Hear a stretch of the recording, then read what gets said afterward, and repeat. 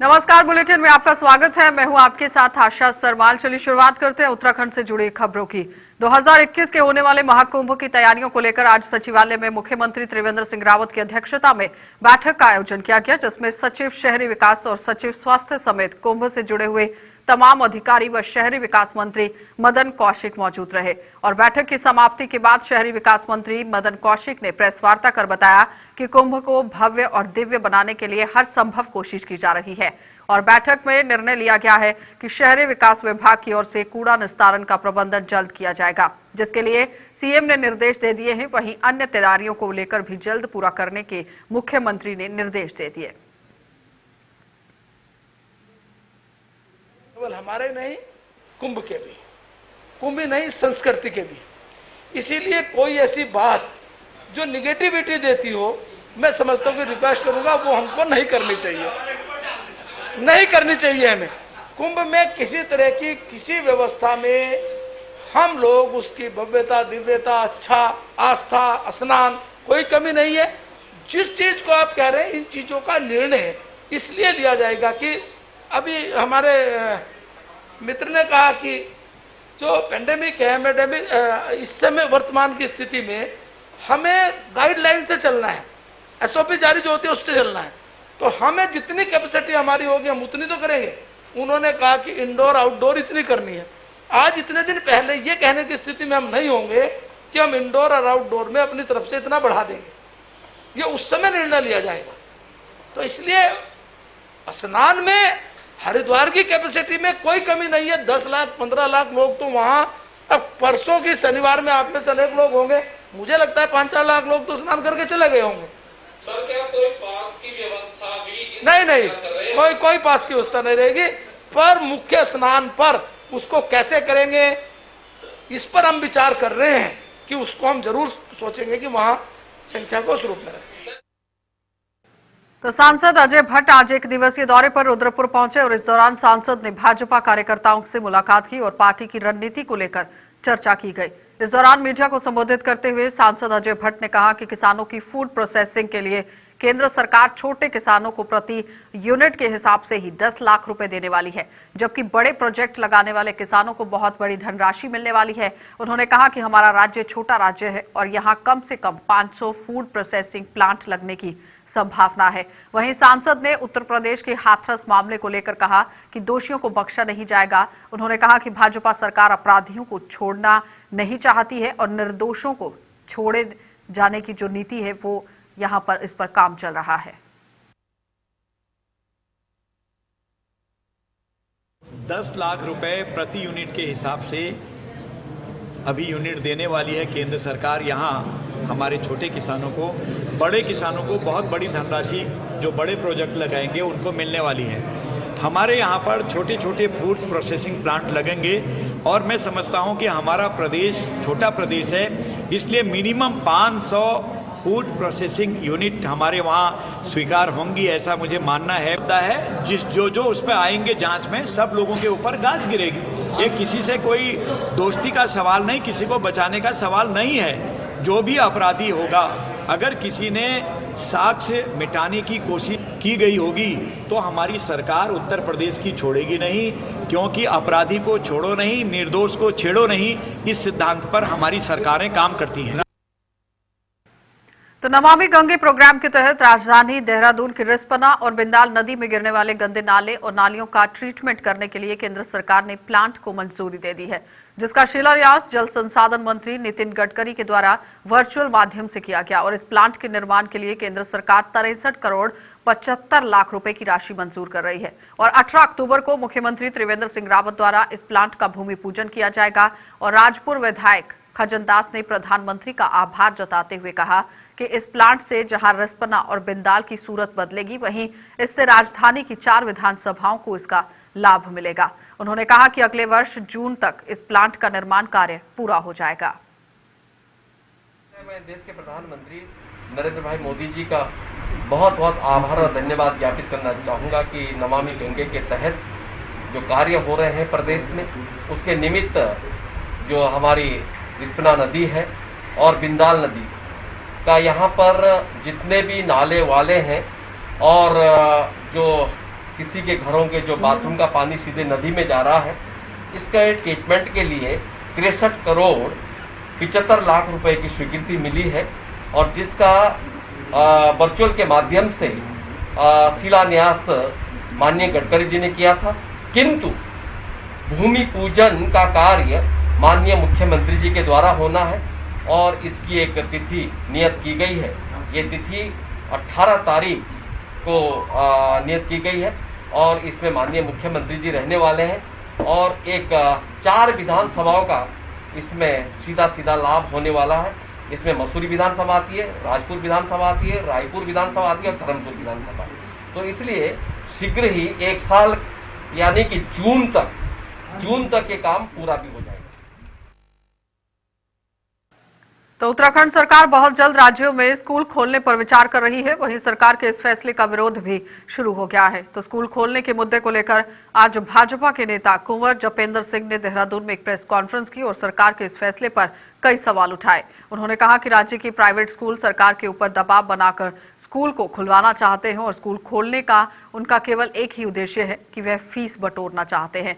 उन्होंने कहा कि कोरोना काल स्कूलों को खोलने का सरकार का फैसला घातक साबित हो सकता है क्योंकि कोरोना चल रहा है और उसकी वजह से कई ज्यादा लोग जो इसकी चपेट में आ सकते हैं। वहीं अमेरिका में भी स्कूल खोलने के निर्देश दे दिए गए थे, जिसके बाद बड़ी संख्या में कोरोना संक्रमित वहां पर हुए और सरकार को बाद में अपना फैसला वापस लेना पड़ा था।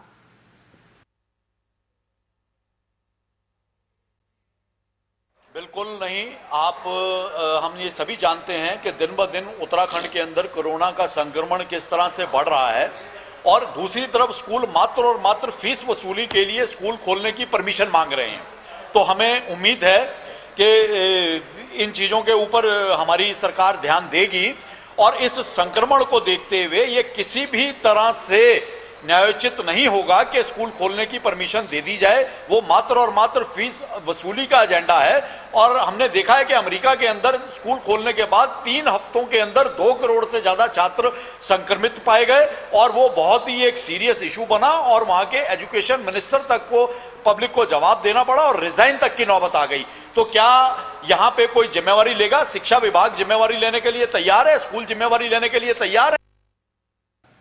उत्तराखंड में भाजपा ने अपनी कार्यकारिणी का विस्तार किया है, जिसमें लालकुआं के पूर्व चेयरमैन एवं वरिष्ठ भाजपा नेता पवन चौहान को भारतीय जनता पार्टी की प्रदेश कार्य समिति का सदस्य मनोनीत किया गया। लालकुआं स्थित अपने कार्यालय पर पत्रकारों को संबोधित करते हुए पवन चौहान ने पार्टी नेतृत्व का आभार जताते हुए कहा कि जो जिम्मेदारी प्रदेश अध्यक्ष बंशीधर भगत ने उन्हें सौंपी है उसी पर खरा उतरकर वो प्रयास करना चाहते हैं और पार्टी को मजबूत करने के लिए काम करेंगे।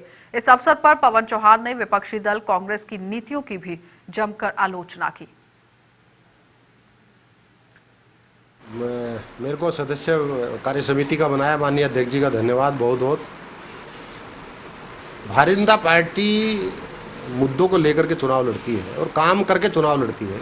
3.5 साल काम किया और 1.5 साल अभी बाकी है, बहुत कुछ करने वाले हैं। इस देश को लूट खसोट से बचाया है, चोरी डकैती से बचाया है और रोज हत्याएं होती थी उससे बचाया है। गरीब आदमी को किस तरह लाभ पहुंचे, उसकी अपना हक कैसे मिले, इसके लिए लड़ाई केंद्र में और राज्य सरकार में लड़ी जाती है। और इन सब मुद्दों को लेकर के आज वो विपक्षी कुछ कह ले, वही इससे पूर्व में यहाँ के श्रम मंत्री थे और श्रम मंत्री ये कहेगा अब रोजगार नहीं मिल रहे हैं, ये इससे बड़ी कोई शर्म की बात नहीं।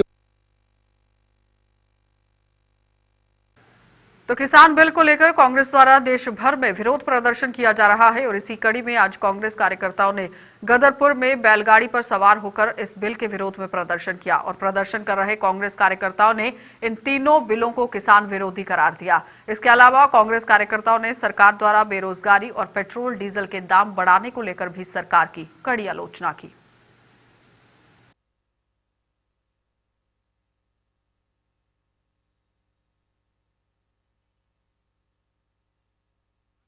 और बैलगाड़ियों में आ गए हैं क्योंकि पेट्रोल और डीजल की कीमतें केंद्र सरकार ने इतनी बढ़ा दी है कि आज आदमी मजबूर हो गया कि वो साइकिल पे चल रहा है और बैलगाड़ी पे चल रहा है। ये जो हमारी बैलगाड़ी और घोड़ा तांगा है ये बिना पेट्रोल और डीजल के चलते हैं और इसमें जो है पैसा ज़्यादा खर्च होता है क्योंकि मोदी सरकार ने आज हिंदुस्तान के हर आदमी को बेरोजगार कर दिया, किसानों का विरोध कर दिया है और व्यापारी के विरोध में ये भाजपा सरकार आ गई है और ये किसानों के खिलाफ जो 3 बिल पास किए गए हैं इसके हम बिल्कुल पुरजोर विरोध करते हैं और जब तक ये बिल वापस नहीं हो तब तक हम चैन से नहीं बैठेंगे। भाजपा के द्वारा जो 3 बिल पास करे गए हैं कृषि कानून को लेकर, आज हम उसी के विषय में बात करने के लिए यहाँ पर उपस्थित हुए हैं।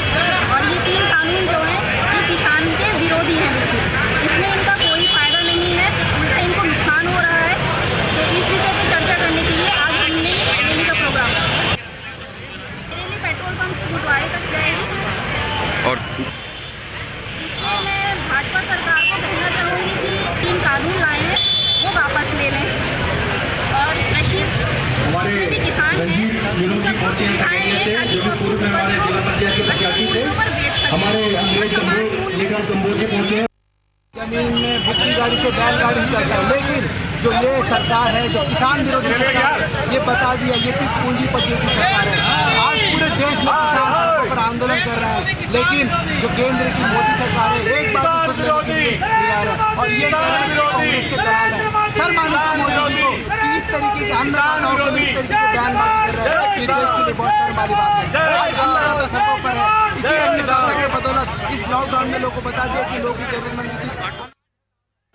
तो देश भर में आए दिन महिला उत्पीड़न, बलात्कार जैसी घटनाओं में लगातार बढ़ोतरी हो जा रही है और इन घटनाओं की बढ़ोतरी को लेकर कौन जिम्मेदार है, इस मुद्दे को लेकर भी हमारी दिनेशपुर संवाददाता सुष्मिता पाल ने कुछ दिनेशपुर में स्थानीय युवतियों से बातचीत की है। क्या कुछ उनकी बातचीत हुई है, चलिए देख लीजिए। महिलाओं के सम्मान को लेकर देश भर में लड़कियों पर कई प्रकार के आरोप लगते हुए आए हैं, जिस विषय में हम बात करना चाहेंगे। हमारे साथ मौजूद है रिंकी मंडल जी। तो रिंकी मंडल जी, आपका इस विषय में क्या कहना है? लड़कियों को किस प्रकार की चुनौतियों का सामना करना पड़ता है? जैसे कि लड़कियां, मतलब अगर लड़कियां जैसे बाहर घूमने ही जाती है तो अगर वो कोई सलवार पहने तो देश की नज़र में वो अच्छी होती है कि नहीं ये लड़की अच्छी है। और अगर वही लड़की अगर जीन्स पहन के निकले घर से तो वही लोग तरह तरह की बातें करते हैं कि नहीं ये लड़की ऐसी है, ये लड़की वैसी है, कैसे कैसे कपड़े पहनते हैं, इसके घर वाले कुछ बोलते नहीं है। इसलिए हमारे घर वाले भी हमारे ऊपर कई रोक टोक लगाते हैं कि भाई तो ऐसे कपड़े मत पहन। और हमें कोई भी शौक़ हो, जैसे कि हमारा डांस करने का शौक़ होता है, हमारा कुछ भी करने का शौक़ होता है, तो हमारे घर वाले भी उसके लिए रोक टोक करते हैं, क्योंकि गांव के लोग या फिर बाहर के लोग ऐसे हमारे मतलब घर के ऊपर उंगली डालते हैं कि मतलब आप लोग कैसे हो। तो इसलिए हमें भी हमारा सब सपना तोड़ना पड़ता है कि नहीं भाई हमसे नहीं होगा ये सब। गाँव के लोग भी कैसे कैसे बोलते हैं। मैं तो यही कहना चाहूँगी सबसे कि वो अपनी नज़रिया सही करे। जो लड़कियां सलवार पहनती है या फिर जीन्स पहनती है, इनमें कोई फ़र्क नहीं होता है कि मतलब ये सलवार पहनने से ये अच्छी है या फिर ये जीन्स पहनने से ही ये अच्छी है वो लड़कियां ही। महिला उत्पीड़न तथा जो ये बलात्कार की खबरें आती रहती हैं, इस विषय में आपका क्या कहना है? मैं तो इसमें जिम्मेवार सरकार को मानती हूँ, क्योंकि हमारे देश में आए दिन ही बलात्कार का केस सुनने में मिल रहा है और देश के लोग और सरकार कुछ भी कदम नहीं उठा रहे इसे लेके, और अपराधी इससे खुला छूट पा रहे हैं और अपराध करे जा रहे हैं। वो रोज़ ही मतलब उन्हें इससे कोई फ़र्क नहीं पड़ा कि भाई हम तो कुछ भी कर रहे हैं, देश की सरकार हमें कुछ सज़ा नहीं सुना रहे। मैं तो ये कहना चाहूँगी कि ऐसे अपराधियों को तुरंत फांसी लगा दी जाए, ताकि वो 10 बार ऐसा घिनौना काम करने पहले से सोचें, और जिससे कि हम लड़कियाँ अपनी ज़िंदगी आराम से जी सके, कोई हमारी तरफ गलत नज़र से ना देखे। इनका साफ तौर पर कहना यह है कि महिलाओं पर जो ये उत्पीड़न हो रहा है, सरकार को इस पर कड़ा कदम उठाना चाहिए। अपने सहयोगी बादल के साथ मैं सुष्मिता पाल, JK24 दिनेशपुर। तो भाजपा किसान मोर्चा के प्रदेश नेतृत्व में पार्टी की वरिष्ठ नेता निपेंद्र चौधरी को मोर्चा के हरिद्वार जिलाध्यक्ष नियुक्त किया गया। नवनियुक्त जिलाध्यक्ष के लक्सर पहुंचने पर पार्टी कार्यकर्ताओं ने उनका शानदार स्वागत किया और इस मौके पर नवनियुक्त जिलाध्यक्ष निपेंद्र चौधरी ने कहा कि भाजपा सरकार हर वर्ग को ध्यान में रखकर कार्य कर रही है। उन्होंने कहा कि किसानों की आमदनी को दोगुना करने के लिए प्रधानमंत्री मोदी ने ये लक्ष्य रखा है, जिसे पूरा करने में भाजपा सरकार लगातार काम कर रही है। निपेंद्र चौधरी ने यह भी भरोसा दिया कि जो जिम्मेदार होगा उन्हें पार्टी ने यहां पर काम सौंपा है, क्योंकि जो जिम्मेदारी से निभाता है उसी पर जिम्मेदारी सौंपी जाती है और वो पूरा प्रयास करेंगे कि इस पर खरा उतर सके। को लेकर के जो जिम्मेदारी सौंपी गई है उसका पूरे तरीके से निर्वहन किया जाएगा। हमारी पार्टी की बाकायदा किसानों के ऊपर एक बहुत बड़ी रणनीति बन रही है, चूँकि मोदी जी ने संकल्प लिया है किसानों की आय को दोगुना करने का। उस संकल्प को पूरा करने की तरफ कदम बढ़ा दिए गए हैं। भारतीय जनता पार्टी पूरे तन मन से किसानों के साथ है, किसानों को समर्पित है।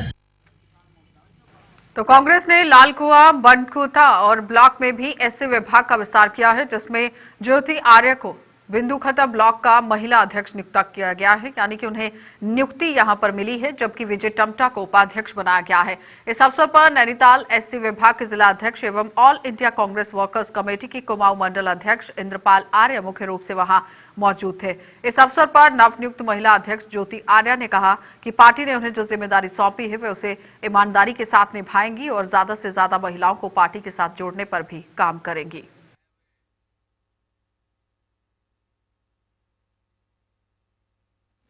हाँ, जो भी मेरी जिम्मेदारी है वो अपनी निष्ठा से करूँगी और अपने सभी पदाधिकारियों का धन्यवाद करती हूँ।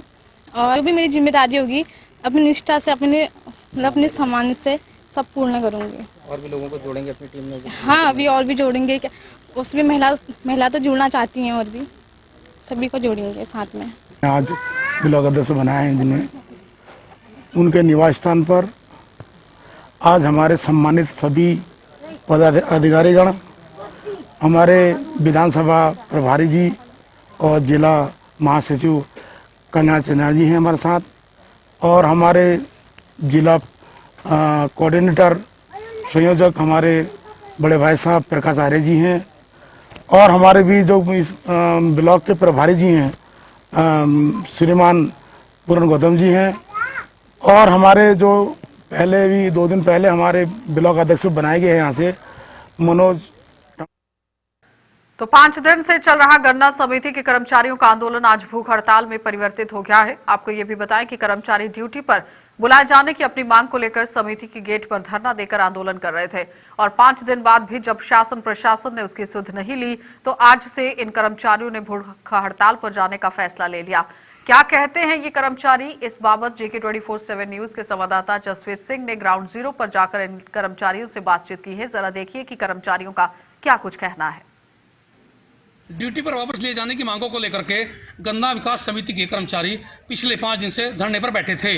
आज ये धरना भूख हड़ताल में तब्दील हो गया है।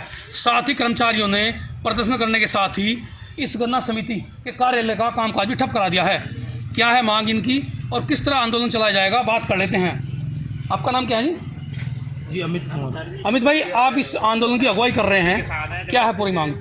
पूरी मांग ये है सर, अब कर्मचारी जो है 2 जून में कार्य मुक्त कर दिए गए थे और अब तक 4 महीने हो गए हैं कर्मचारियों को बेरोजगार हैं। आज स्थिति ये है कि ये सब कर्मचारी जो हैं भुखमरी की कगार पे हैं। उसके बाद भी प्रशासन की नींद टूटने का नाम नहीं ले रही है, और कर्मचारी जब तक इनकी मांगों को नहीं माना जाता है, इन्होंने 50% कर्मचारियों को ड्यूटी पर बुला लिया है, क्योंकि ये भी सामयिक लिपिक के पद पर ही कार्यरत हैं। इसलिए हम लोगों को भी ड्यूटी पर बुलाना चाहिए। हमें भी रोजगार की आवश्यकता है, हमारे भी बच्चे हैं, परिवार है। तो जब तक हमारी मांगें नहीं माने जाएंगी तब तक कर्मचारी जो है ऐसे ही धरना प्रदर्शन करते रहेंगे। आज से भूख हड़ताल शुरू हो गई है और आमरण अनशन तक हम इस आंदोलन को अपने लेके जाएंगे। आमरण अनशन तक की चेतावनी भी दे रहे हैं। साथ में आरोप लगा रहे हैं कि सोतला व्यवहार किया जा रहा है।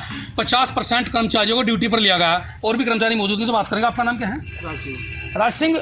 जिस तरह से आज आंदोलन की रणनीति आगे तय कर ली गई है, कितने और लोग हैं जो आपके साथ में जुड़ेंगे? यानी कि जो धरने बैठे हैं इनके अलावा अन्य कर्मचारी क्या आपको सपोर्ट कर रहे हैं? हाँ जी, हमारे जितने भी कर्मचारी हैं, चारों समिति, गन्ना समिति, इकबालपुर और लिबारेडी और ज्वालापुर समिति भी हम सबको सपोर्ट कर रही है।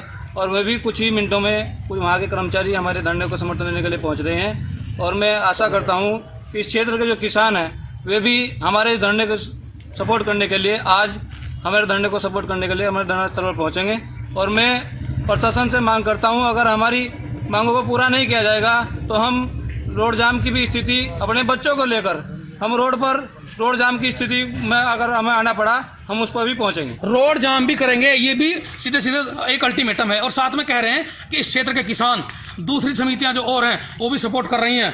अब एक किसान नेता यहाँ मौजूद हैं, कुशलपाल सिंह, जो भारतीय किसान संघ से ताल्लुक रखते हैं, वो मौजूद है। कुशलपाल जी, आप खड़े हो जाओ। और जिस तरह से आज आप आए हैं, धरने बैठे हैं, मैं देख रहा हूँ कि आप शामिल हैं इसमें, क्या है, आपको क्या लगता है कि इनके साथ नाइंसाफी हो रही है? किस तरह, मतलब कर्मचारी के साथ क्यों ऐसा हो रहा है? देखिए, किसान का और इनका कर्मचारी यूनियनों का, इनका चोली दामन का साथ है। अगर हम इनके साथ नहीं देंगे तो फिर और कौन देगा इनका साथ? इनके बाल बच्चे हैं, बहुत गरीब हैं। इनमें आधे तो ऐसे गरीब है जिनके घर में मतलब अनाज भी नहीं है, क्या इनका वो नहीं है, इनको भी मतलब उसको मतलब बुलाना चाहिए। और देखिए ऐसा प्रशासन की हुआ जो 20-20 लाख रुपए लेकर वो कर्मचारियों का नाम कामदार यहाँ से भाग जाता, जब तो इसकी दयनीय स्थिति खराब नहीं होती।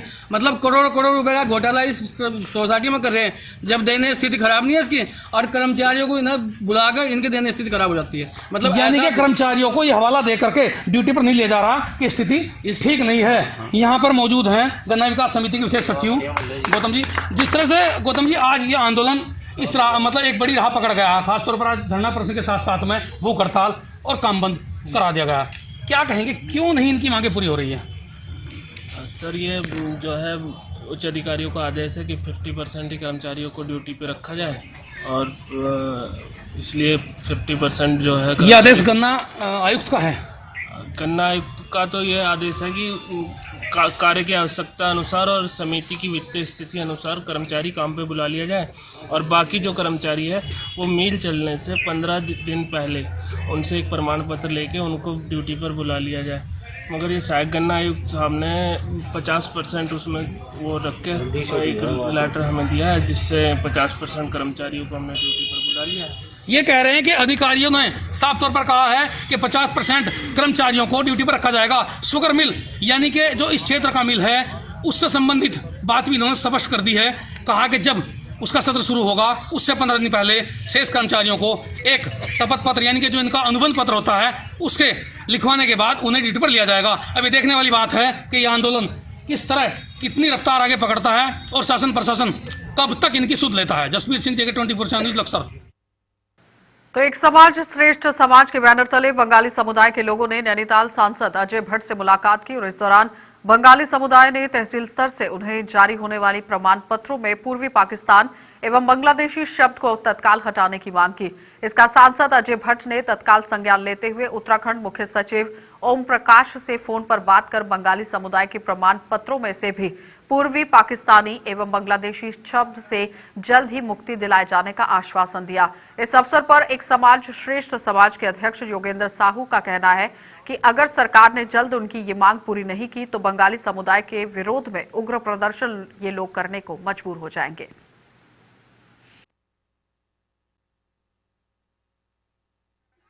आज ये एक समाज श्रेष्ठ समाज संस्था के माध्यम से हम लोगों ने नैनीताल सांसद अजय भट्ट जी को एक ज्ञापन देकर ये मांग की है कि उत्तराखंड में जो बंगाली समुदाय को तहसीली स्तर से प्रमाण पत्र जारी होते हैं उसमें से पूर्वी पाकिस्तानी पूर्वी बांग्लादेशी शब्द तत्काल हटाया जाए। और उन्होंने मुख्य सचिव से फ़ोन में बात कर आश्वासन दिया कि जल्द इस शब्द को हम हटाएंगे, लेकिन फिर भी अगर इस शब्द को सरकार हटाने के लिए जल्द तैयार नहीं होती तो हम लोग जनसंपर्क भी कर रहे हैं और जल समूह की शक्ति से हम जन आंदोलन करेंगे, जिसके लिए फिर उत्तराखंड सरकार पूर्ण रूप से जिम्मेदार होगी।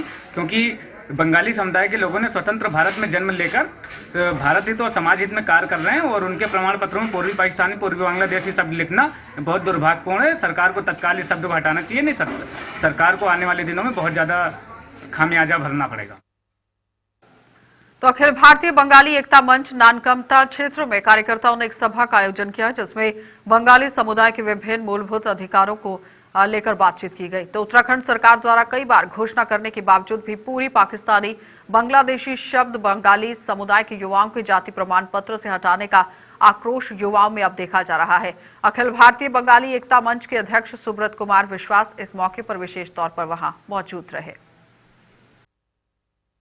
हमारे संगठन का उद्देश्य यह है कि अगर पूर्वी पाकिस्तानी बांग्लादेशी शब्द नहीं हटाया गया जल्द से जल्द तो सरकार बंगाली समुदाय का रुद्रपुर उत्तराखंड के अंदर एक उग्र आंदोलन का रूप देखेगी।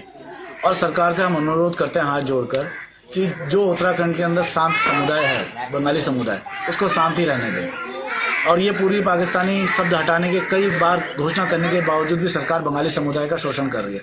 और सभी जनप्रतिनिधियों से हाथ जोड़ के निवेदन करूंगा कि अपने अपने पद से त्याग पत्र दे, जिससे कि सरकार को पता लगे कि बंगाली समुदाय में कितना एकता है। और जो लोग त्याग पत्र नहीं देंगे अपने पद से, हम समझ जाएंगे कि उनके लिए पार्टी बड़ा है, समुदाय नहीं।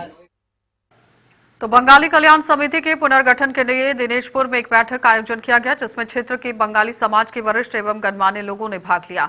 और बैठक में अनुसूचित जाति का दर्जा देने के अलावा जाति प्रमाण पत्र पूर्वी पाकिस्तानी बांग्लादेशी जैसे शब्द को हटाने को लेकर भी चर्चा की गई।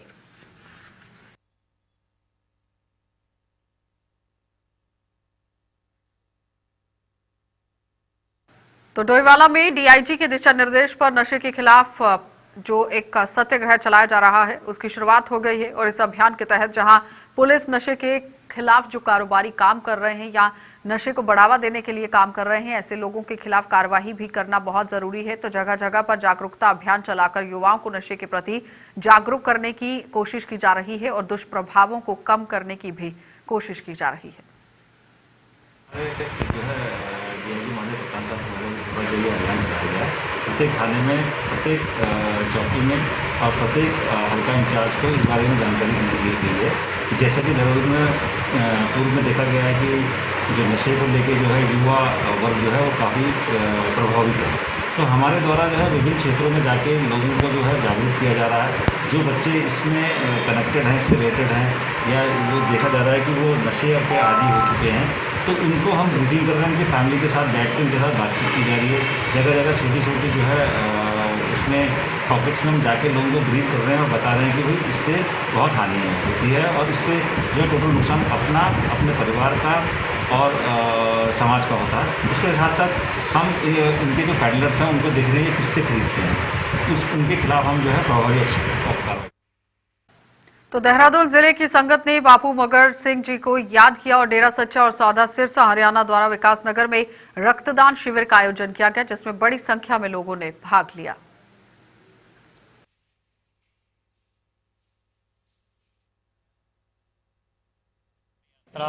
आज हमारे गुरु संत डॉक्टर गुरमीत राम रहीम सिंह जी के पूज्य बापू मगद्दर सिंह इंसा जी की स्मृति के उपलक्ष्य में ये ब्लड कैंप का आयोजन किया जा रहा है जी, जिन्होंने मानवता भलाई के 134 कार्य लगातार चलाए हुए हैं और साथ संगत बढ़ चढ़कर करती जा रहे हैं।